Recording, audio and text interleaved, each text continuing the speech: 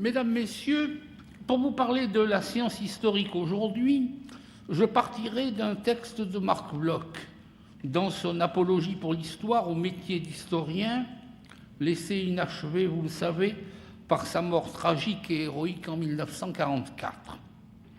L'histoire, écrit Marc Bloch, n'est pas seulement une science en marche, c'est aussi une science dans l'enfance, comme toutes celles qui, pour objet, ont l'esprit humain se tard venu dans le champ de la connaissance rationnelle, ou, pour mieux dire, vieille sous la forme embryonnaire du récit, longtemps encombrée de fiction, plus longtemps encore attachée aux événements les plus immédiatement saisissables, elle reste, comme entreprise raisonnée d'analyse, toute jeune. De quand peut-on dater son apparition comme entreprise raisonnée d'analyse? Je reviendrai sur le problème de l'histoire comme science. Je me range à l'avis de l'historien allemand Reinhard Koselleck, qui, dans son ouvrage publié en 1979 et traduit en français en 1990, sous le titre « Le futur passé, contribution à la sémantique des temps historiques », l'histoire est une notion, une discipline née dans la seconde moitié du XVIIIe siècle. Elle est un produit des Lumières au même titre que les notions de politique, de religion et d'économie inconnues auparavant. Et le médiéviste français Alain Guéraud a raison d'estimer que l'historien allemand de l'Antiquité, Barthold Georg Niebuhr, 1776-1831, a pour la première fois pensé l'histoire romaine comme celle d'une société différente de la nôtre. Je ne chercherai pas à résumer la longue préhistoire de la science historique depuis l'apparition du terme « historia » dans la Grèce antique avec le sens de recherche, enquête, puis de résultat d'une enquête, récit, et la composition au Ve siècle avant l'ère chrétienne des histoires par Hérodote, le père de l'histoire. Même si Bernard Guenet a pu écrire une excellente histoire et culture historique dans l'Occident médiéval, l'histoire ne date vraiment que de la fin du XVIIIe et du XIXe siècle. Le XVIe siècle humaniste a suscité une double poussée de réflexion historique. D'une part, un recours de la morale, de l'éthique, à l'histoire considérée comme magistra vitae, maîtresse de vie. Dans cette ligne se situe Montaigne, toujours en quête de l'humaine condition. Les historiens sont ma droite balle. L'homme en général, de qui je cherche la connaissance, y paraît plus vif et plus entier qu'en nul autre lieu. D'autre part, certains auteurs de la fin du XVIe siècle réclament une histoire qui ne néglige aucune connaissance importante, d'où le concept d'histoire parfaite qui, dans un contexte et avec un contenu tout différent, évoque ce que sera l'ambition d'histoire totale ou globale de la revue annale, mais qui intègre aussi nécessairement pour cette époque le souci rhétorique et littéraire. De cette tendance, l'auteur le plus original est Lancelot de la Popelinière, qui a publié en 1599 à la fois un dessin de l'histoire nouvelle des Français, où il propose une révision de l'histoire de France débarrassée des légendes et des mythes, je retiens l'adjectif « nouvelle », et surtout l'histoire des histoires, avec l'idée de l'histoire accomplie, où il insiste sur le fait que l'histoire doit élaborer et présenter les causes, les issues et les progrès. Bref, expliquer.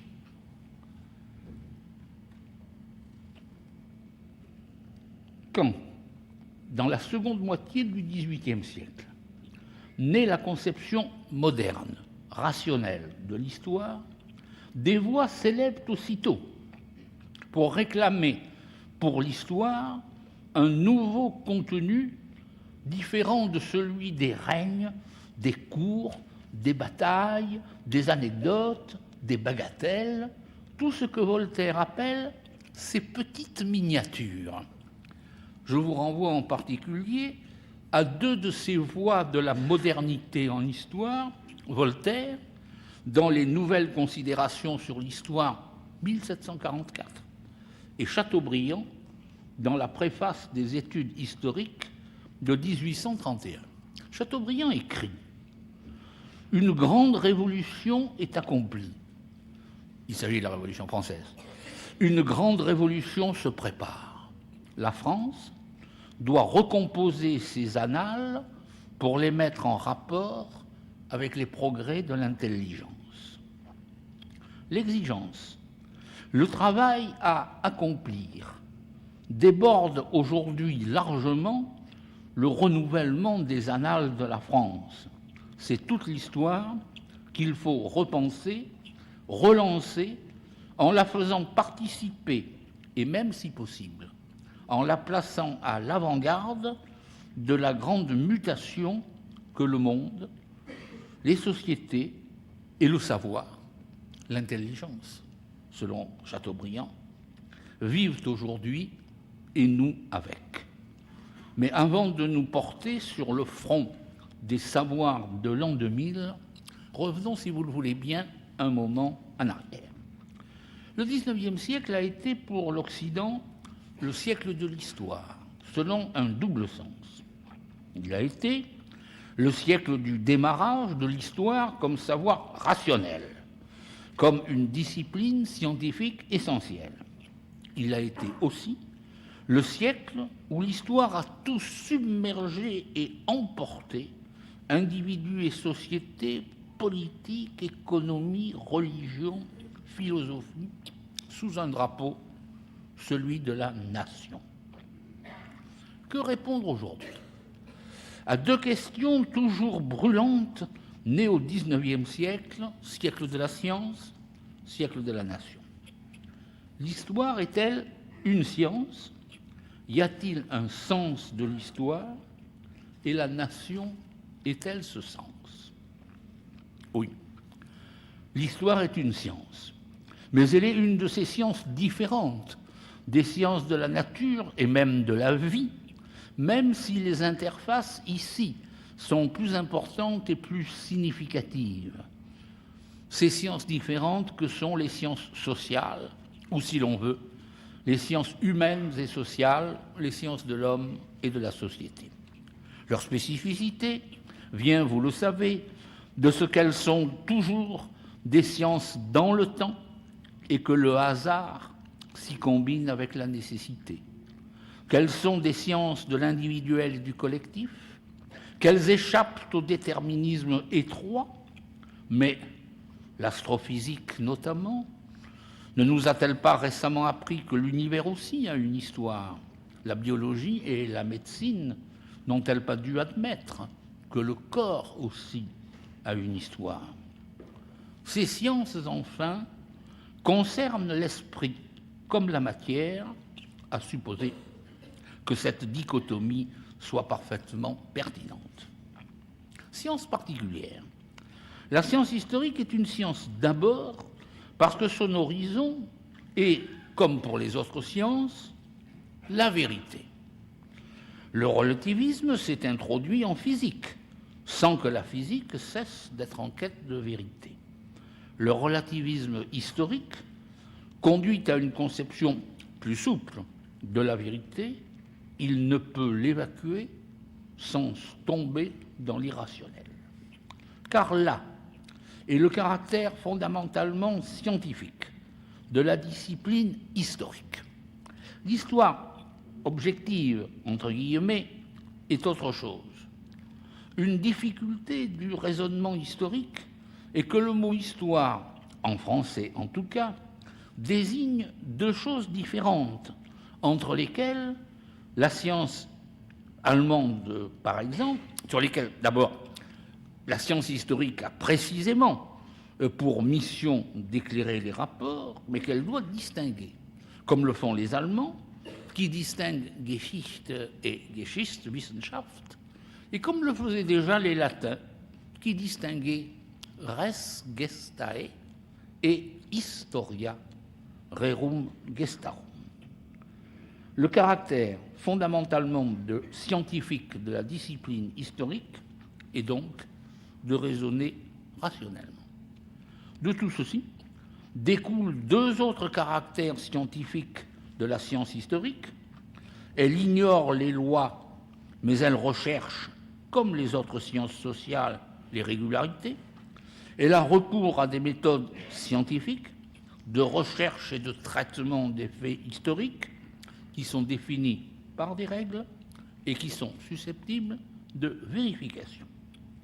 En dehors de cette rationalité, l'histoire n'est que bavardage, fable et vaticination.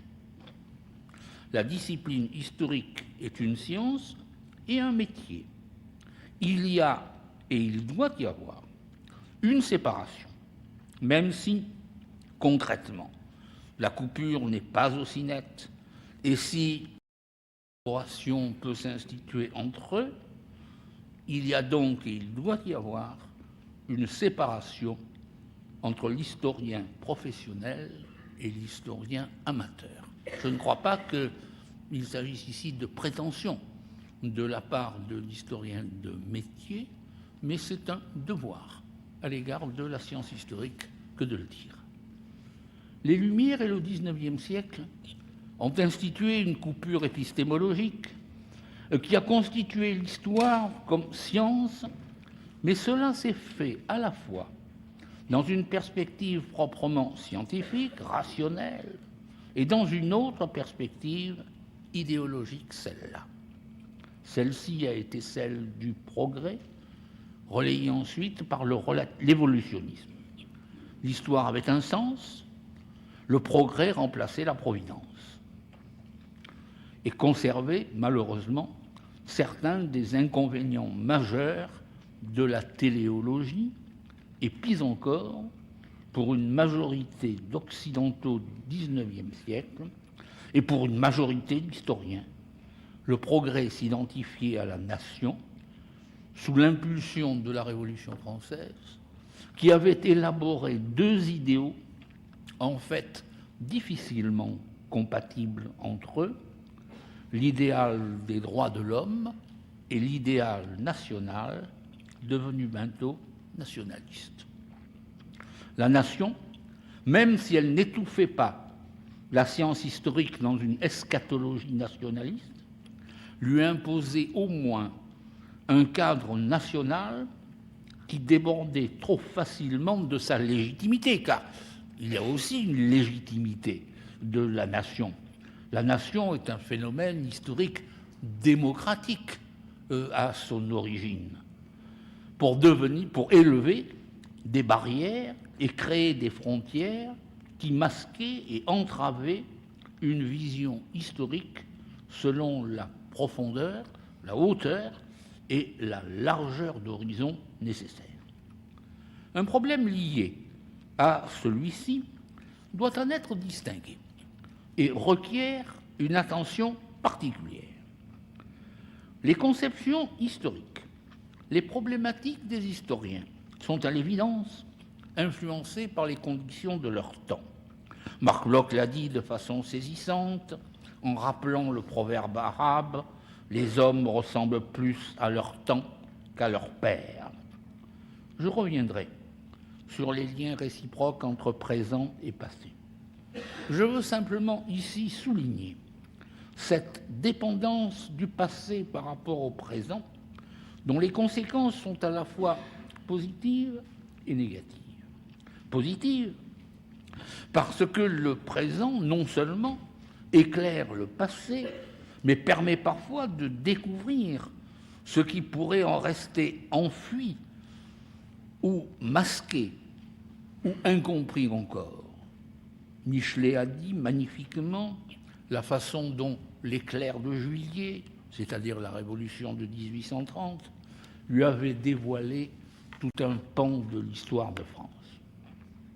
Mais les historiens peuvent aussi commettre l'erreur dénoncée par Lucien Febvre comme le péché majeur de l'historien, l'anachronisme. Est-ce faire œuvre historique que de dire les croisades, qu'il ne s'agit bien entendu pas de réhabiliter, comme une entreprise colonialiste?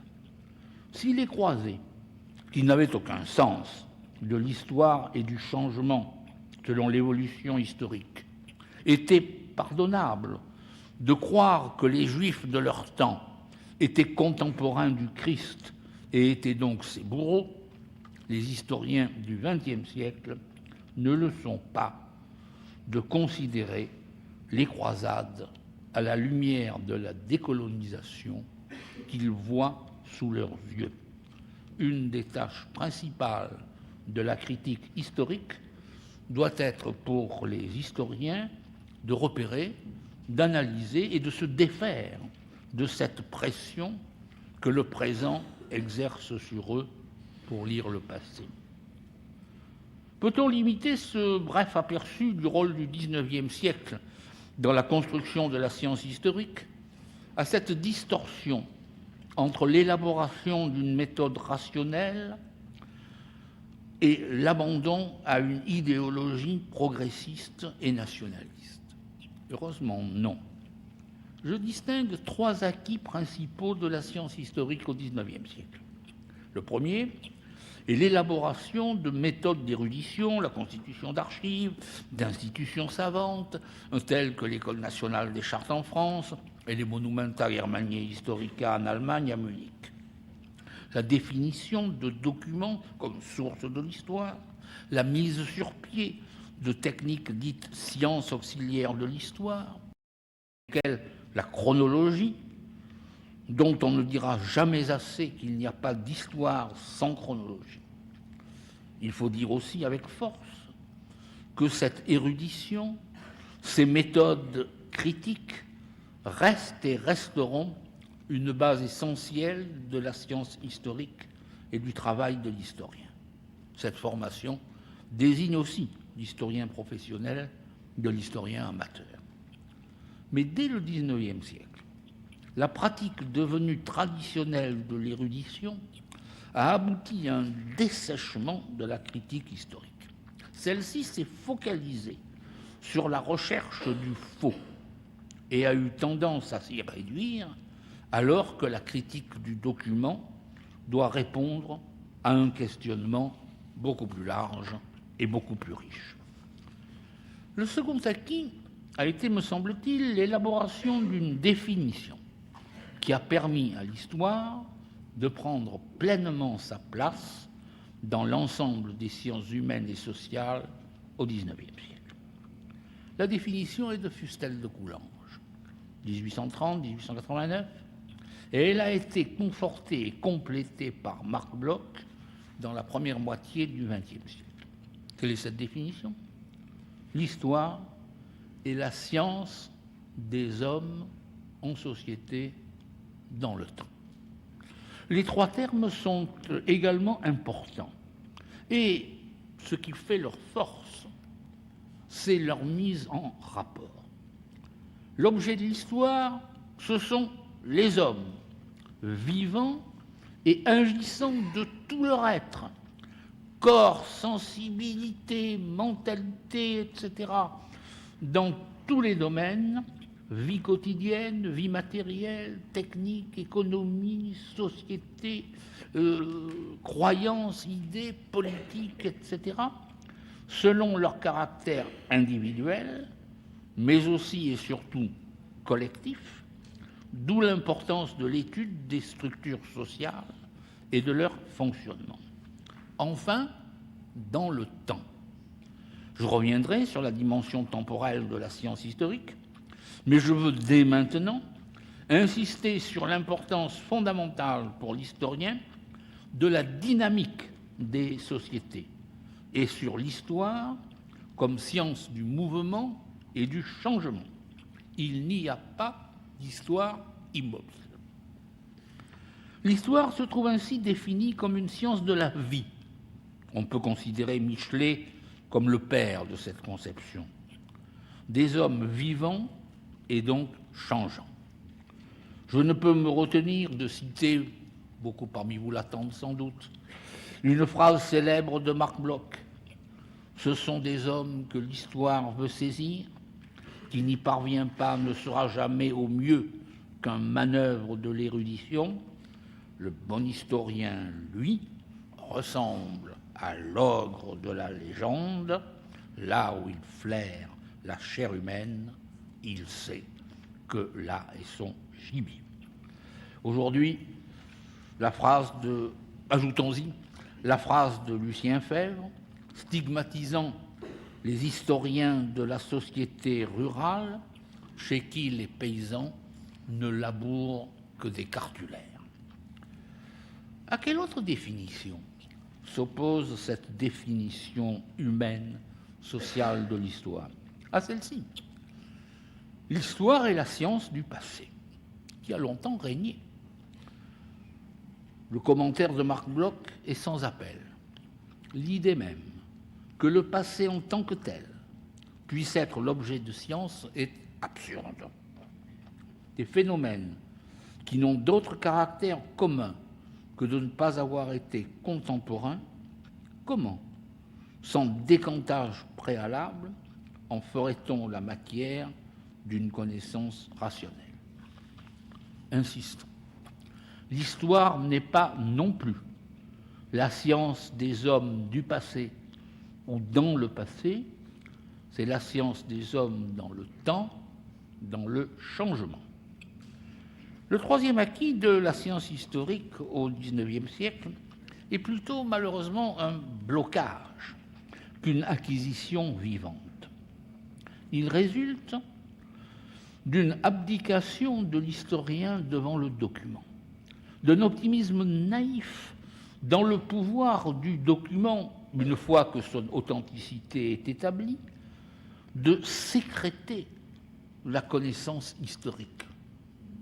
D'où le fait que je n'aime pas beaucoup le terme source. On a l'impression que l'histoire coule des sources comme de sources. Non. Ce mouvement, l'historicisme, qui eut le mérite d'expliquer ce qui est arrivé par le moment où cela arriva, mais ce moment est bien trop limité, et en recourant à une science spécifique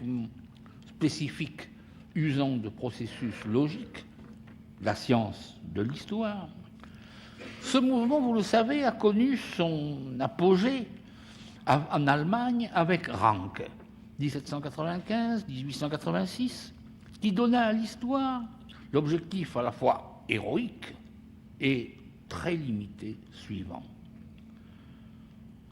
L'épanouissement d'une histoire véritablement positive, ne visant à rien d'autre qu'à retrouver les événements d'autrefois comme ils se sont réellement passés, s'appuyant sur une étude critique des sources. L'historicisme ne cessa de dériver et de dépérir au cours du XIXe siècle. Il dégénéra en deux tendances opposées. Une philosophie de l'histoire idéaliste, qui conduisit parfois à un messianisme historique et alla jusqu'à inspirer certaines théories nazies, et un idéal érudit, dit positiviste, qui fuyait les idées et bannissait de l'histoire la recherche des causes. Cette tendance trouva son discours de la méthode chez deux historiens français, Charles-Victor Langlois et Charles Seignobos. C'est la célèbre introduction aux études historiques de 1898. L'histoire positiviste eut surtout du succès en France et aux États-Unis.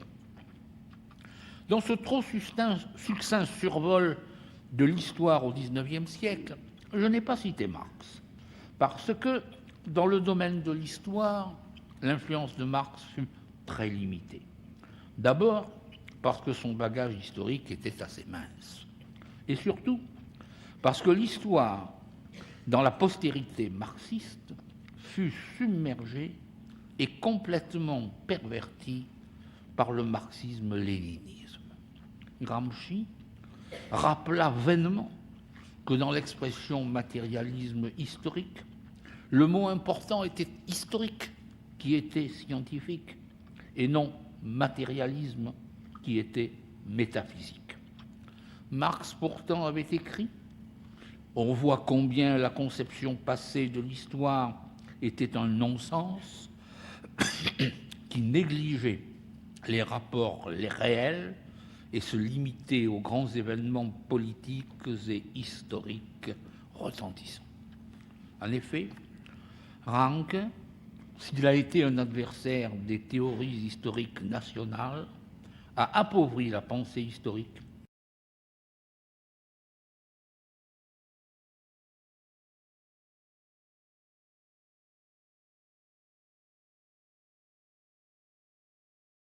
focaliser la direction du mouvement.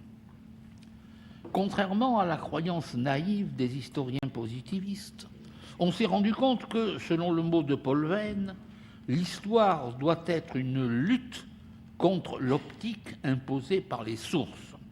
Et Michel Foucault, dans la mise en question du document, a défini l'histoire comme ce qui transforme les documents en monuments, c'est-à-dire qu'au lieu de déchiffrer des traces laissées par les hommes, l'histoire déploie une masse d'éléments qu'il s'agit d'isoler, de grouper, de rendre pertinents, de mettre en relation, de constituer un ensemble. Plus fondamentalement, l'événement, le fait historique, n'est pas donné par les sources à l'historien. Il est la construction de l'historien. L'histoire devient ainsi définitivement une science, car comme toutes les sciences, elle doit créer son objet. Que reste-t-il de l'héritage des annales? D'abord, le domaine défini par le titre de la revue, l'histoire économique et sociale, pratiquement inconnue auparavant et désormais, comme on dit, incontournable. Mais l'histoire économique a été déconsidérée par l'effondrement du marxisme, pas seulement. J'ai connu des historiens économistes dits de droite qui étaient bien pires par leur économisme que des historiens prétendument marxistes. Mais en tout cas, l'histoire économique s'est trouvée déconsidérée par ce dessèchement de l'histoire économique et aussi par l'impuissance de l'économie à se glisser dans une problématique historique. Si j'avais le temps, c'est une histoire que je trouve presque tragique, qui est l'incompréhension entre l'histoire et l'économie. Second apport des annales, l'instauration d'un dialogue, bien entendu, entre l'histoire et les sciences sociales. Mais il faut bien reconnaître aujourd'hui qu'il a été limité, en particulier, par l'indifférence des sciences sociales, sociologie, ethnologie, anthropologie, au temps et à l'évolution historique. Troisième héritage, bien sûr, l'horizon d'une histoire totale ou globale, qui n'a bien entendu rien à voir avec l'affirmation que tout est dans tout et réciproquement,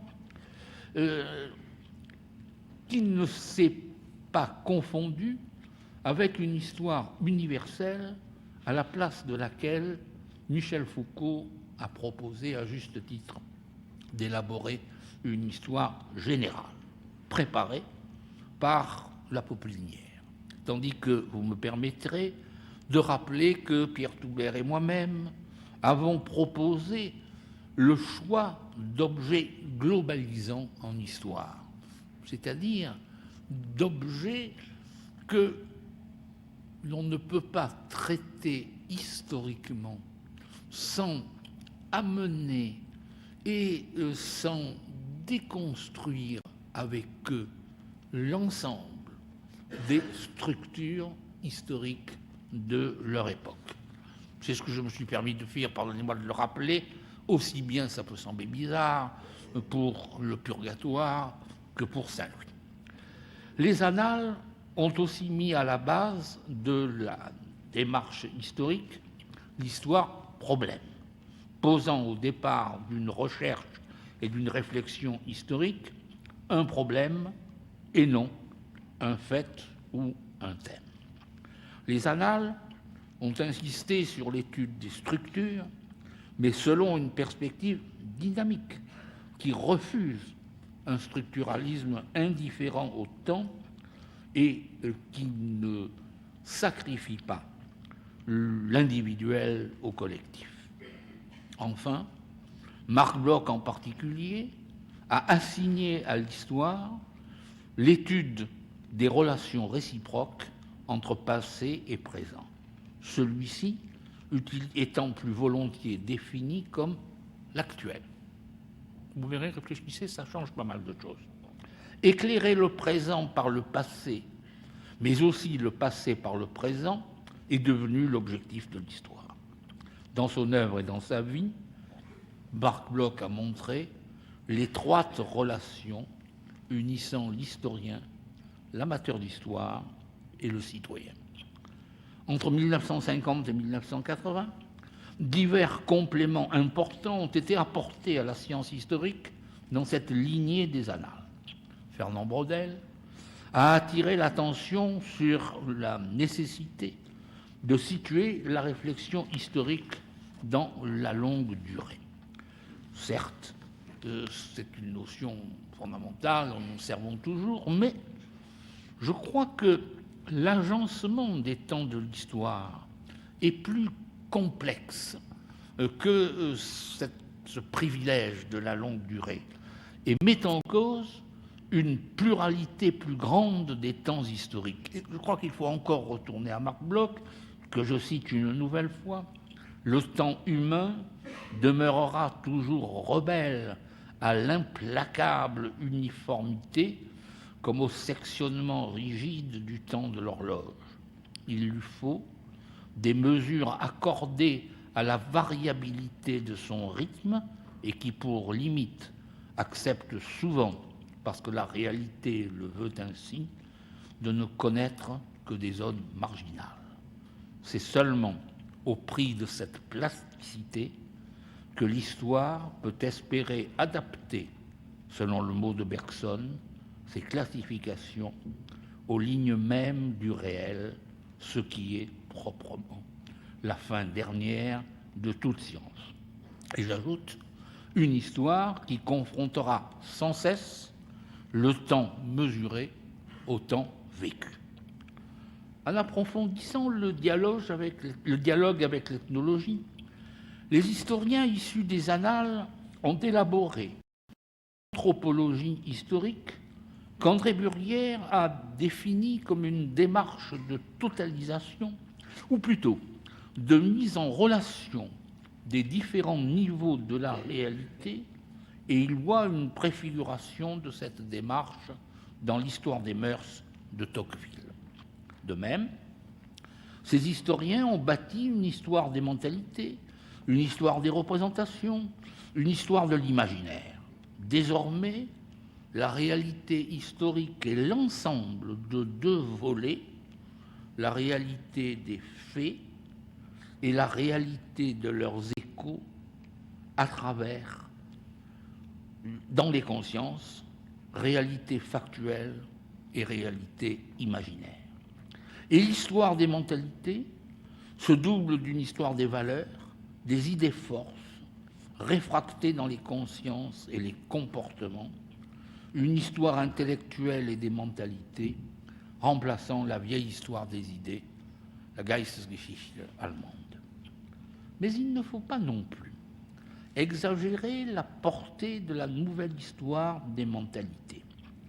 Elle ne pèse pas sur l'évolution historique comme une causalité première.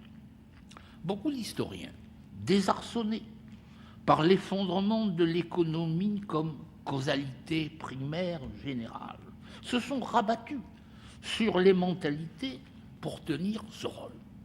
Les mentalités expliquaient tout, comme avant l'économie avait paru expliquer tout. C'est une autre erreur. De même, un nouveau domaine a pris en histoire une grande ampleur, l'histoire culturelle.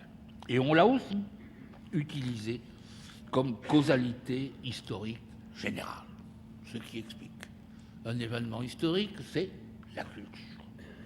L'explication de l'histoire et de l'évolution historique vers la culture est une erreur comparable à l'ancienne causalité économique, même si la notion d'histoire culturelle fournit un pont avec l'anthropologie et a permis d'intégrer plus facilement des réalités humaines que l'idée de civilisation intégrait moins bien. Malgré ces enrichissements, l'histoire définie par la mouvance des annales a donné, à partir de 1980 environ, de plus en plus de signes d'essoufflement, voire d'épuisement. Et elle a été l'objet d'une convergence de critiques dont les plus intéressantes ont sans doute été formulées par François Doss dans L'Histoire en miettes. Des annales à la nouvelle histoire, 1987, François Doss appelle les historiens à retrouver l'élan premier des annales, à retrouver un discours d'histoire globale, à renoncer à une histoire immobile, à une histoire passéiste, à une histoire qui serait tombée dans le piège de la coupure passé-présent et à réintroduire l'événement historique. Je ne ferai pas ici le décortiquage de cet ouvrage intéressant qui mêle, je crois, les réclamations légitimes et les accusations injustes. Je note que cette crise de l'histoire des annales s'inscrit dans une plus large crise de l'histoire en général. En discuter déborderait malheureusement largement le temps qui me reste. Je me contenterai de 3 remarques.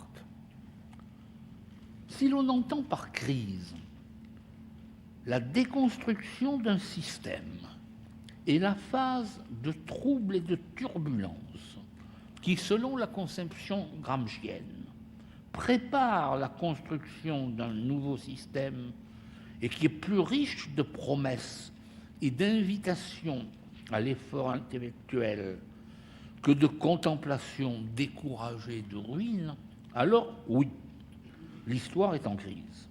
Mais je préfère parler de mutation parce que c'est regarder vers l'avenir, tandis que le mot crise est trop tourné vers un passé dont il faut reconnaître les héritages vivants, mais auxquels il faut savoir s'arracher pour bâtir mieux, sans nostalgie, avec lucidité, critique constructive et volonté.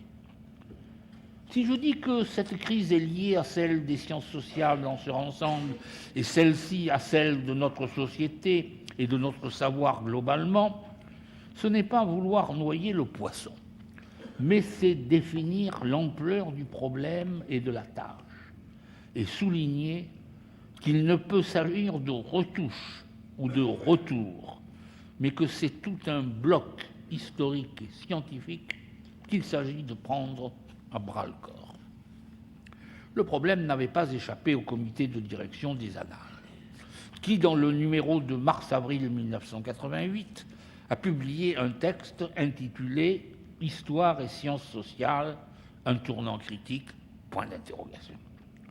Le moment est venu, y écrivions-nous, de rebattre les cartes, et nous y esquissions de nouvelles méthodes, citant 2 d'entre elles, les échelles d'analyse et l'écriture de l'histoire, et de nouvelles alliances, en d'autres termes, repenser et redéfinir une pratique de l'interdisciplinarité.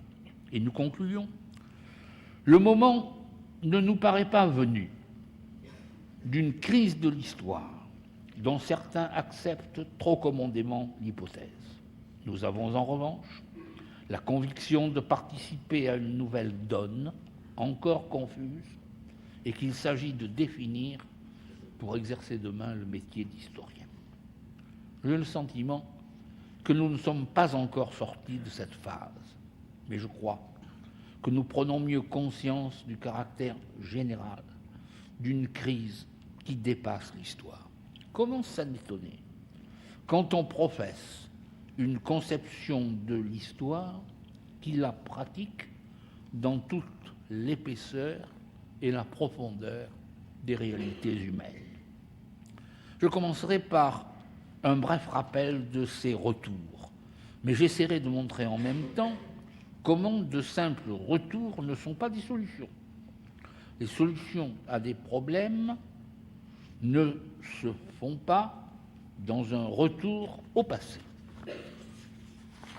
Le premier retour est celui de l'histoire politique, bien sûr. Elle a été, c'est vrai, négligée par les annales, mais essentiellement parce qu'elle refusait l'histoire politique dominante au XIXe et au XXe siècle et qui montrait non seulement ses limites, ses apories, sa faiblesse, sa pauvreté. Nous savons maintenant qu'on peut faire une authentique histoire politique autrement. Elle a été esquissée dès 1924 par Marc Bloch dans Les Rois thaumaturges, dont le retentissement est récent. Il ne s'agit pas de faire l'histoire de la politique, mais du politique, du pouvoir. Il faut y intégrer le symbolique, l'imaginaire, comme il a été fait récemment dans un colloque dirigé par Jacques Julliard sur la mort du roi à partir des funérailles de François Mitterrand, et la lier à l'histoire sociale et à l'histoire des valeurs. On a donné à ce programme le nom d'anthropologie politique historique. Elle doit combattre le retour menaçant à une histoire politique passéiste qui cherche à revivre, au besoin sous des oripeaux modernistes, et garder ses distances vis-à-vis de la politologie qui est trop rarement une science des hommes et de la vie et qui n'intègre que trop imparfaitement le temps, la durée dans ses analyses et ses explications. Le deuxième retour est celui de l'événement. Pierre Nora et Jacques Revel ont défini l'événement nouveau qui s'impose à l'histoire et qui doit être le contraire d'un retour à la vieille histoire événementielle. L'événement, désormais, donne à lire, écrivent-ils, l'imaginaire d'une société pour laquelle ils jouent ensemble le rôle d'une mémoire et celui d'un mythe. Le troisième retour est celui de l'histoire récit. Ici, un texte de Fustel de Coulanges reste actuel. Non, l'histoire n'est pas un simple récit. Sans doute, elle ne peut pas se passer d'un certain art. Elle doit avoir la beauté de la forme, comme toutes les productions de l'esprit humain, comme toutes les sciences. Mais l'histoire n'est pas seulement une œuvre d'art. Si elle n'avait d'autre mérite que celui d'un agréable récit, je dirais qu'elle ne vaut pas ce qu'elle coûte. Parlez bien, Fustel. Le problème aujourd'hui est différent. C'est celui de l'écriture de l'histoire.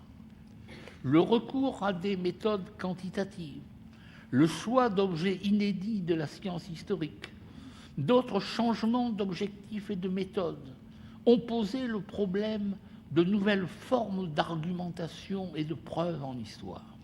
La question est d'autant plus importante que l'écrit joue toujours un rôle essentiel dans la communication de la recherche historique qui ne peut se limiter au milieu professionnel, mais doit assurer une diffusion dans l'enseignement et dans la vulgarisation par les médias. Un danger qui guette l'enseignement de l'histoire dans les manuels scolaires est celui, bien entendu, des passions nationalistes. Il faut renforcer à cet égard la surveillance un peu lâche qu'exerce l'UNESCO. L'intérêt de la télévision pour l'histoire, qui est positif, a un revers de la médaille. C'est la tendance à privilégier l'événement spectaculaire et donc à ramener l'histoire à ses tendances primitives. Il faut favoriser les chaînes d'explication et de réflexion sur l'histoire, comme les chaînes Histoire, La Cinquième et Arte. Publicité gratuite. Un second angle, mais c'est important, hein, c'est important. Il nous faut une télévision de qualité, elle existe, elle peut se développer, elle peut très bien se faire, c'est très important. Un second danger est la tendance de l'histoire contemporaine à monopoliser les écrans. Il faut insuffler de la longue durée dans l'histoire télévisée. Je ne parle pas pour mon Moyen-Âge, je ne parle pas pour ma paroisse, mais pour la vérité de l'histoire.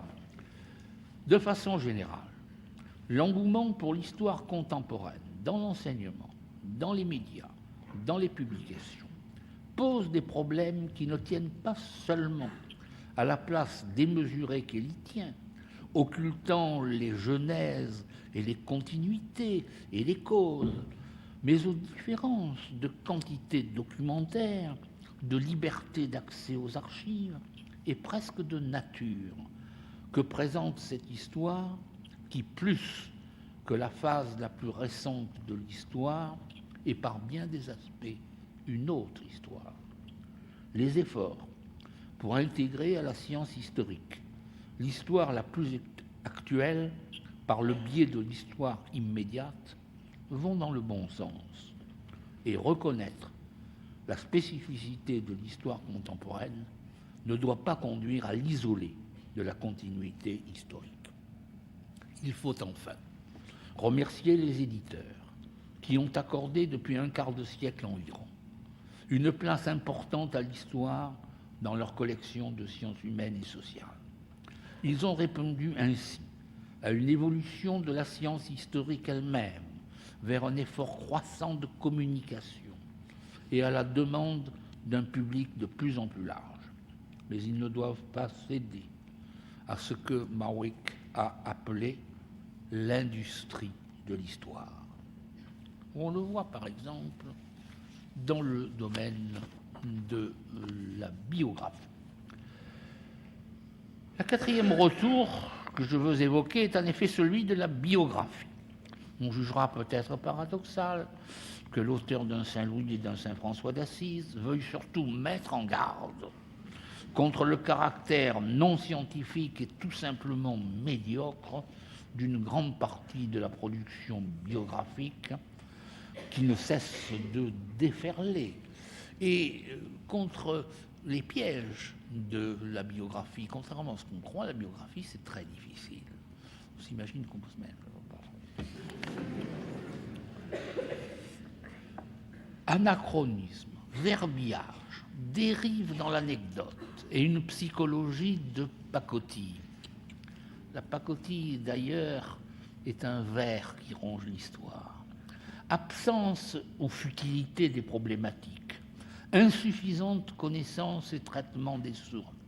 Combien de faiblesses tiennent loin du domaine scientifique une masse de biographies. Ici encore, le retour de la biographie doit être non une rétrogradation, mais un progrès. L'histoire biographique est celle de l'individu. Et il ne peut y avoir de biographie légitime qui ne pose le double problème de la conception de l'individu à l'époque considérée, c'est à vrai dire le contraire même de l'idéologie du grand homme, et cela oblige à renoncer à ce que Pierre Bourdieu judicieusement a appelé l'illusion biographique et à la fausse opposition entre l'individu et la société. Et donc, cela oblige à réfléchir sur la place de l'individu dans la science historique elle-même. Le cinquième et dernier retour est celui du sujet. où je ne m'aventurerai pas, pour ne pas glisser dans la philosophie de l'histoire, qui est une démarche légitime de philosophe, importante pour l'historien, mais non l'historien.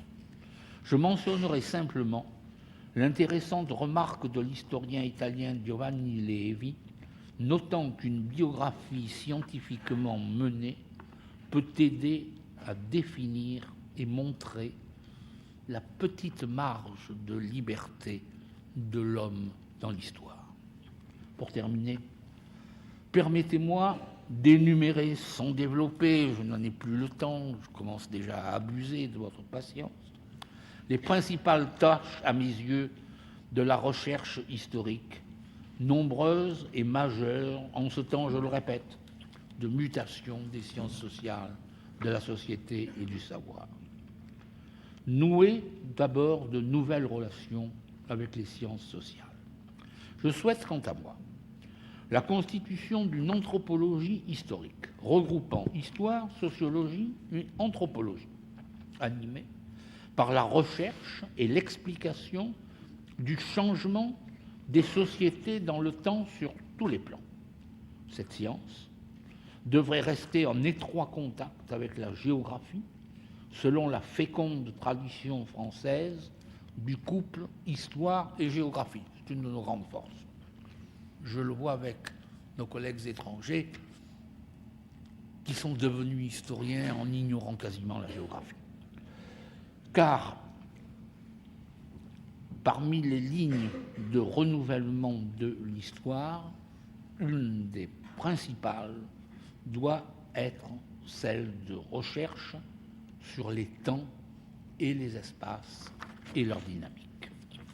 L'histoire doit retrouver un objet synthétique et briser la catastrophique fragmentation en histoire politique, sociale, économique, culturelle, histoire de l'art, histoire de la littérature, que sais-je. Mais où est l'unité de l'homme et des sociétés là-dedans? C'est vraiment une catastrophe, et là, il faut que nous nous y mettions. La sémantique historique, clarifiant les termes et les concepts, au-delà d'une philologie inerte, dans une perspective de transformation et de création, doit permettre une relecture décapante des documents. L'étude des sources doit continuer à s'élargir au-delà des textes, en transformant en documents d'histoire les images, les résultats de l'archéologie, les gestes, les paysages. Il faudra un jour songer même à cerner les trous,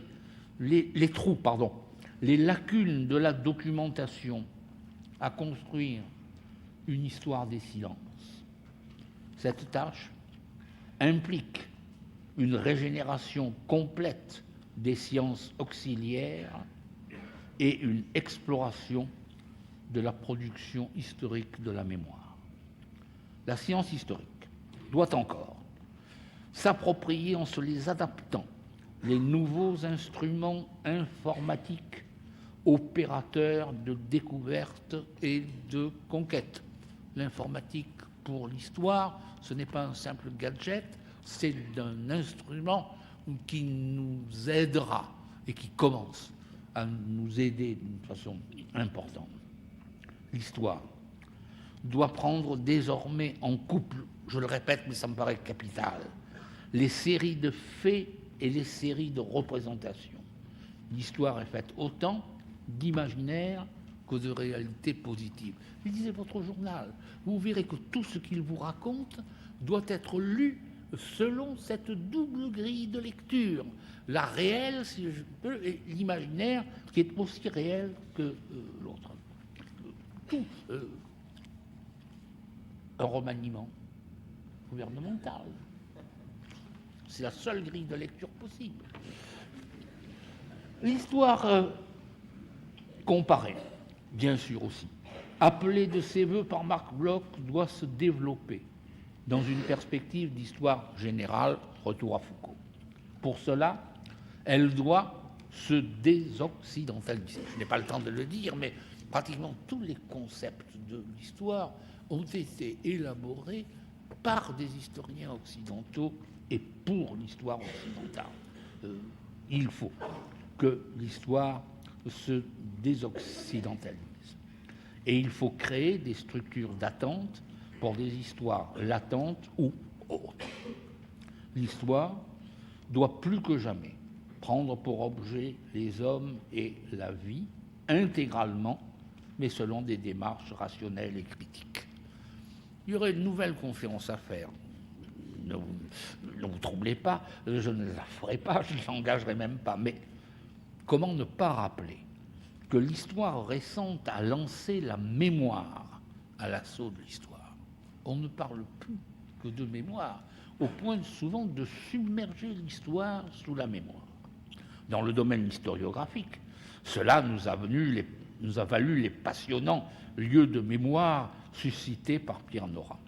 L'histoire devra continuer à se nourrir de la mémoire, pourvoyeuse de vie, mais devra aussi, à mon avis, séparer la bonne mémoire passionnée de vérité de la mauvaise, corrompue par les passions agressives et perverties, nationalistes notamment.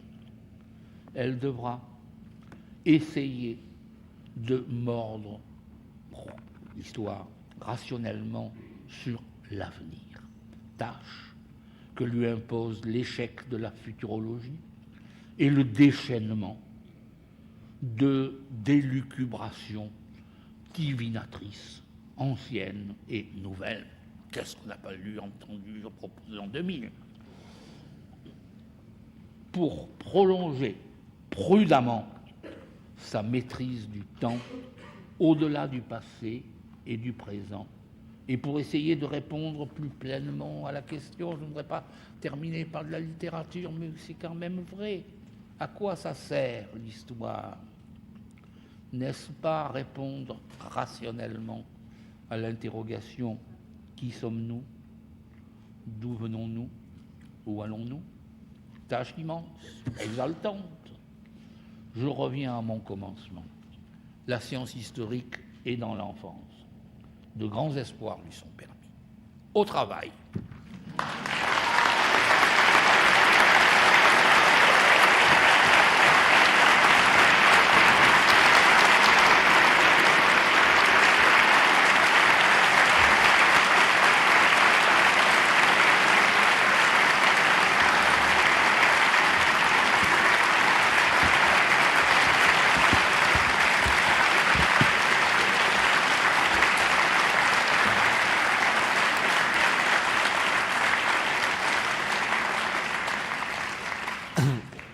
Des micros vont circuler dans la salle et vous pouvez poser vos questions. Voilà, en levant la main. Une là-haut à gauche. Francis Fukuyama parle de la fin de l'histoire. Quelle est votre position sur cette idée ? C'est un livre que vous n'avez pas besoin de lire, parce que ça n'apporte rien.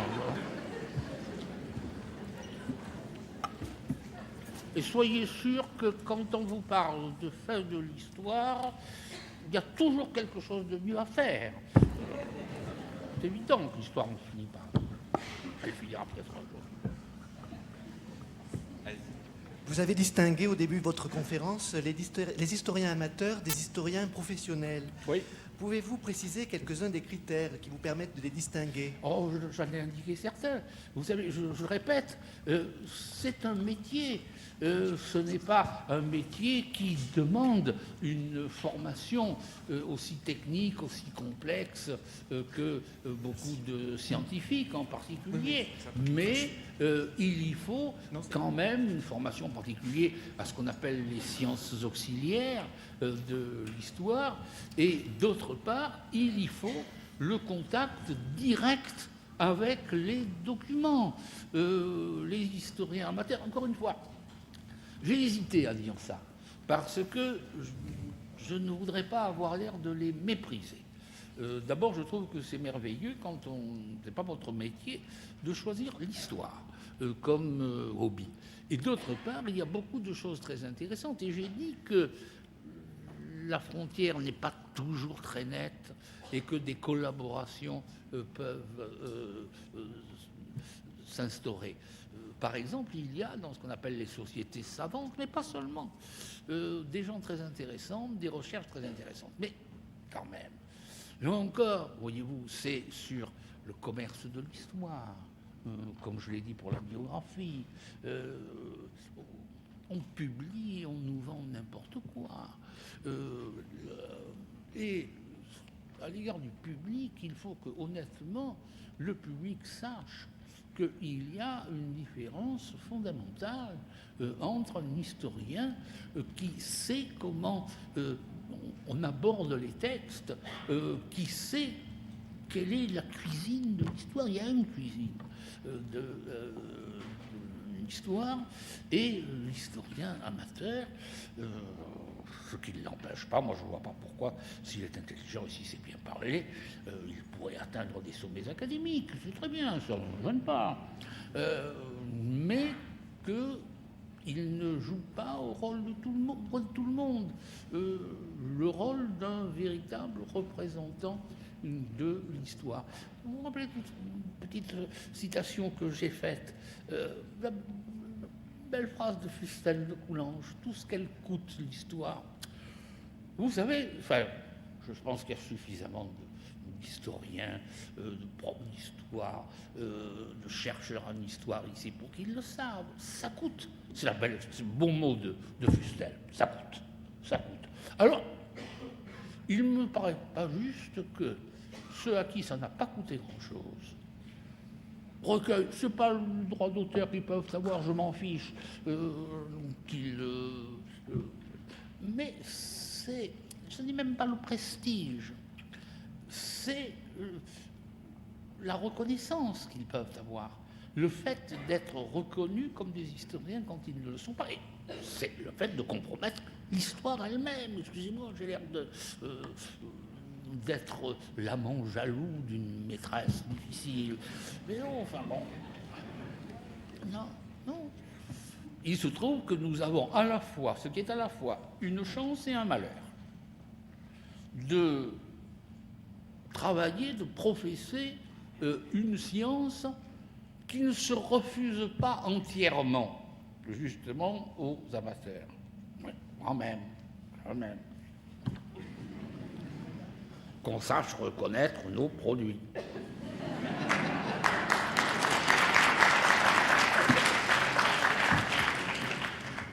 La question que je voudrais poser s'enchaîne assez bien avec les propos qui précèdent. Compte tenu de l'écrasant cahier des charges que vous assignez à l'historien qui se veut professionnel, une grossière évaluation du nombre de professionnels actuellement existants méritant ce beau nom de professionnels peut-elle être donnée? Disons des historiens qui mériteraient sur cette échelle la note supérieure à 4 sur 20? Très franchement, je ne le vois pas sous cet angle de donner des notes. Vous me direz que c'est peut-être aussi méchant, mais enfin, je le vois plutôt dans le fait de mettre deux volets. Un volet, les vrais historiens et les faux historiens. Parce que, vous savez, parmi les faux historiens, il y en a qui sont de bons faux historiens, qui écrivent bien. Voilà. Parmi les vrais historiens, il y en a qui ne sont pas très bons non plus. Pas très bons non plus. Les choses sont plus compliquées que ça. Je crois quand même que, vous savez, moi surtout ce qui me touche, c'est le problème du rapport avec les sources. Ne doit-on pas demander à toute personne qui se prétend historien, qui écrit un livre qu'elle souhaite voir reconnu comme un livre d'histoire, d'avoir au moins le même sérieux que l'on demande à la plupart des journalistes. Un journaliste qui parlerait d'événements qu'il n'aurait pas vus, ou qui dirait qu'il est allé sur le terrain quand il n'y est pas allé. Il y a un terrain. Comme on demande à un journaliste d'aller sur son terrain, on demande à l'historien d'aller sur le terrain. Alors moi, je demande d'aller voir le terrain. Bon, maintenant, malheureusement, je ne suis pas dans un état de locomotion qui me permette de beaucoup voir autour de moi, mais jusqu'à maintenant, je dois dire que c'est une chose que j'ai faite. Quand j'étais sur le terrain, je l'ai été longtemps, je regardais autour de moi, je voyais qui était sur le terrain et qui n'y était pas. Et ensuite, je regardais dans les devantures des librairies et il me semblait qu'il n'y avait pas une adéquation. Je suis là, sur la gauche, votre gauche. Mais j'entends. Très bien. J'ai été étonné de vous entendre citer Chateaubriand comme l'un des précurseurs ou des fondateurs de l'histoire moderne. J'ai été étonné parce que j'ai en tête, depuis mes années de lycée, un texte de Chateaubriand, que je vais vous citer parce qu'il est court. Il dit lorsque, dans le silence de l'abjection, l'on n'entend plus retentir que la chaîne de l'esclave ou la croix du délateur, lorsque le tyran règne et qu'il est aussi dangereux d'encourir sa faveur que de mériter sa disgrâce, alors l'historien paraît chargé de la vengeance des peuples. C'est en vain que Néron prospère, Tacite est déjà né dans l'Empire. Il croit inconnu auprès des cendres de Germanicus, et déjà l'intègre Providence a livré à cet enfant obscur la gloire du maître du monde. Alors, ce texte-là, merci. Ce texte-là me paraît fonder une histoire qu'on pourrait appeler l'histoire au service d'un combat. Et de ce type d'histoire, vous n'avez pas parlé. Est-ce qu'elle vous paraît de valeur nulle ou est-ce que vous pensez qu'elle n'a plus sa place ou qu'elle est trop liée peut-être au combat qu'elle défend? Écoutez, d'abord, convenons, c'est un beau texte. Hein. J'ai tenu à citer Chateaubriand parce qu'on ne le voit pas en général comme ancêtre de l'histoire nouvelle. Eh bien, lisez.